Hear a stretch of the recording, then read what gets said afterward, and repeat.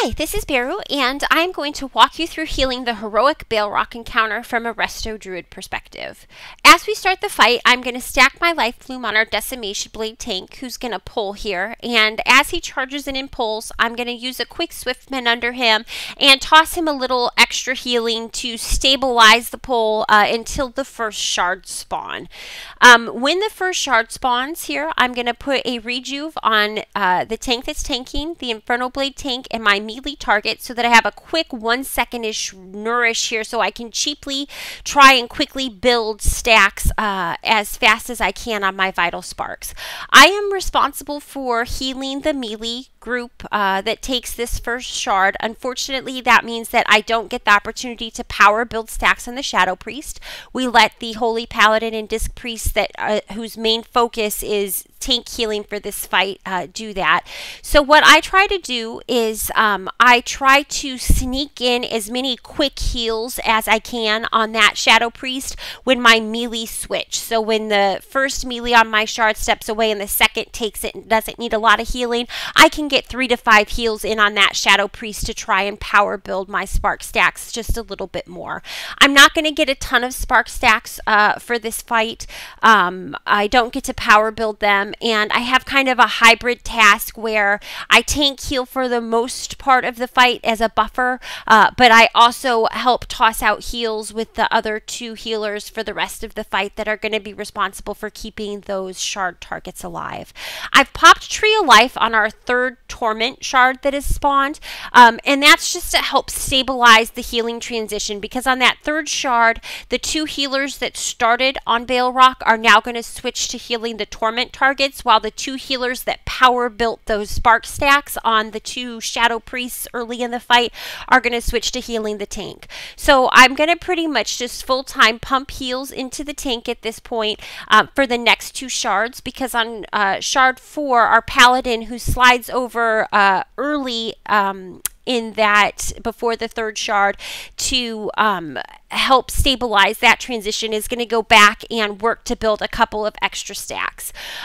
Once that is finished and he's back on the tanks full time with the Disc Priest, I will try to build extra spark stacks as I can.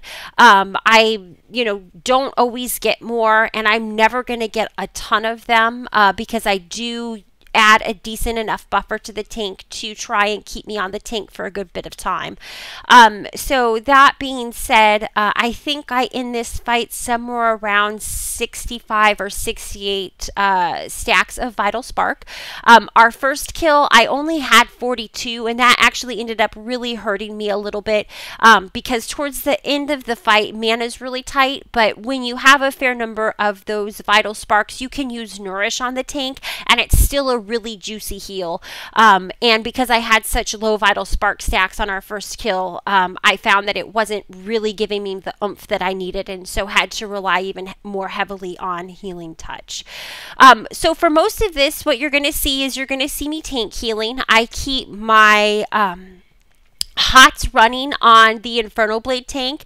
When that Infernal Blade is active, he takes a ton of damage. So I'm going to use haste cooldowns on both Infernal Blade and Decimation Blade so that I can have faster heals.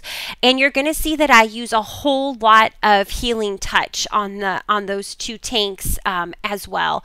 I basically at this point, just cycle through my cooldowns as I can. I innervate after that very first shard that comes up so that I have it again later in the fight, pretty early later in the fight. Otherwise, I'll be completely flat out of mana as we go. And I really just spend the most of my time focusing on healing the 2 tanks and then also assisting with keeping the Torment targets up. You'll see that I frequently will read Wild Growth off of that tank so that it'll hit the melee target. Sometimes if it is the range targets that's low, I'll Wild Growth off of the range target because it'll hit both the range target and the melee target.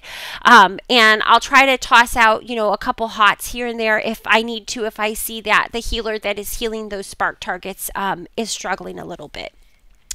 Something that you don't necessarily see in this particular poll that we did is that the other thing that I'm responsible for is that if the other druid in the raid ever gets afflicted with tormented and her healing gets reduced, I switch back to heal the torment targets full time until her tormented buff is gone, and she switches back to heal the tank on this.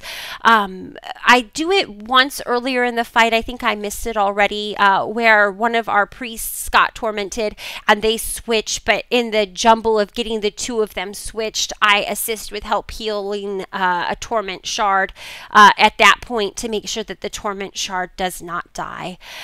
As we go through the encounter, as we get to towards the end of the encounter, I pretty much spend 100% of my time pumping as many heals as I can into the active tank that's tanking. Baleroc does hit exceptionally hard as we go later into the fight, and so any one hit has the potential to take the tank's life down on those Inferno Blades to 20% or so, and he's got to get topped up very quickly.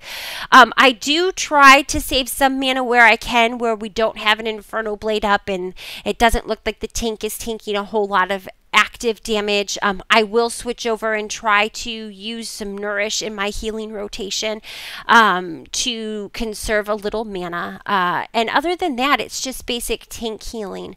You're going to see at the very end right here, we nudged that enrage timer. That's kind of what smushed the tanks and went from there. Please don't hesitate to let me know if you have questions, and thank you for watching.